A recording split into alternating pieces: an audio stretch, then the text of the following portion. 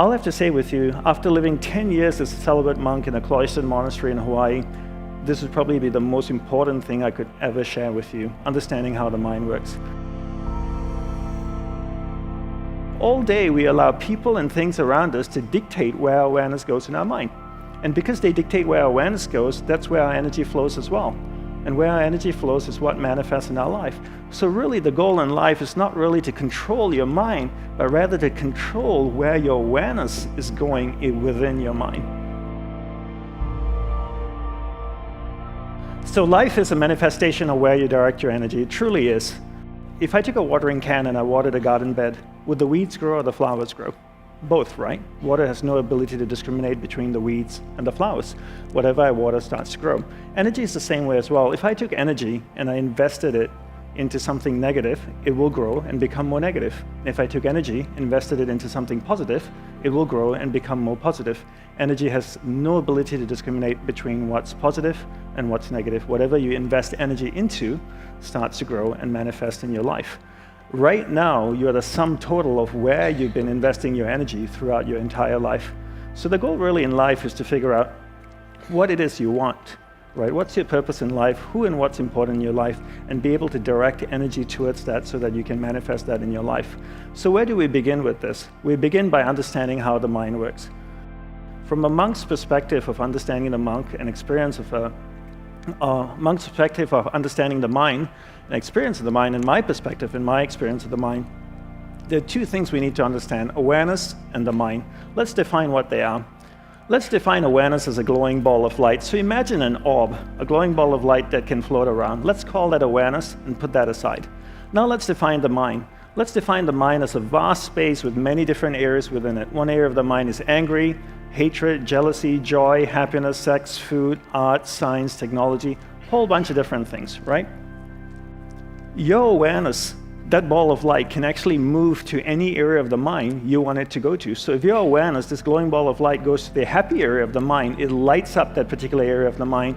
You become conscious of being happy. Are you happy? No, you're in an area of the mind called happiness. If this ball of light goes to the angry area of the mind, it lights up that particular area of the mind. Are you angry? No, you're in an area of the mind called anger.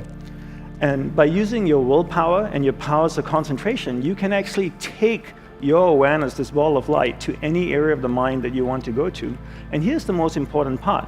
Where your awareness goes, that's where your energy is flowing. So if your awareness goes to the angry area of the mind, your energy is flowing there, it's actually strengthening that particular area of the mind. So this is the theory of it.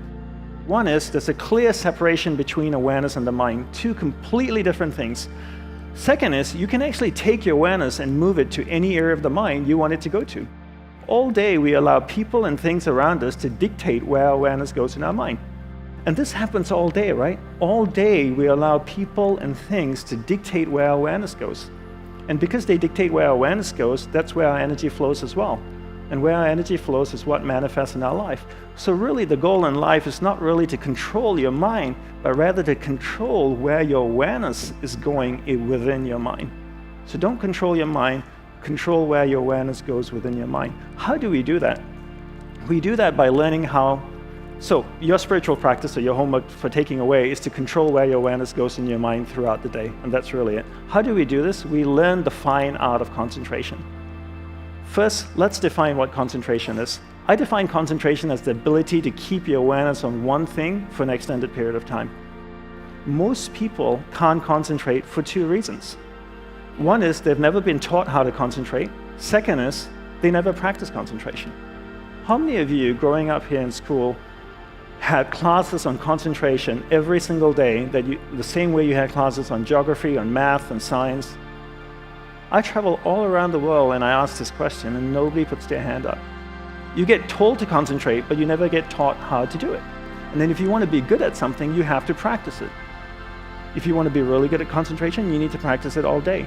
People are good at distraction because that's what they practice all day long. It's not that they don't have the ability to concentrate, they've just practiced distraction and become really, really good at it. So how do we concentrate? We concentrate by practicing doing one thing at a time and integrating this practice into our everyday life. So for me, I look at my average day and I ask myself, what's a reoccurring event in my life? Every day I speak with my spouse. Every time I speak with my spouse, I give her my undivided attention. I keep my awareness on her. It drifts away, I bring it back. It drifts away, I bring it back. I keep my awareness on her. I give her my undivided attention. Now, every day I also speak to my clients. I speak with my clients, I speak with my friends, family. Every time I speak with somebody, I give them my undivided attention. If I'm on the phone, I give the person on the phone my undivided attention. I practice doing one thing at a time. By the end of the day, I've clocked about maybe 6 to 8 hours of practicing concentration. 6 months later, I become really good at concentration. 12 months later, I become really good at concentration.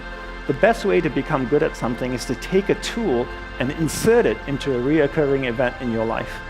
And this is the best way to become good at something rather than to create another practice in your life. Just take a tool and insert it into the practice, into a reoccurring event in your life. The other thing we need to learn to develop is our willpower, right? Everybody is born with various levels of willpower, but one thing we never get taught to do is to actually develop willpower. And willpower is like a muscle. I call it a mental biceps. If I could draw biceps around my mind, that would be my willpower. There are 3 ways to develop willpower. 1, finish what you begin. 2, finish it well beyond your expectations. 3, do a little bit more than you think you're able to do. All of these 3 ways require effort, and that effort is willpower.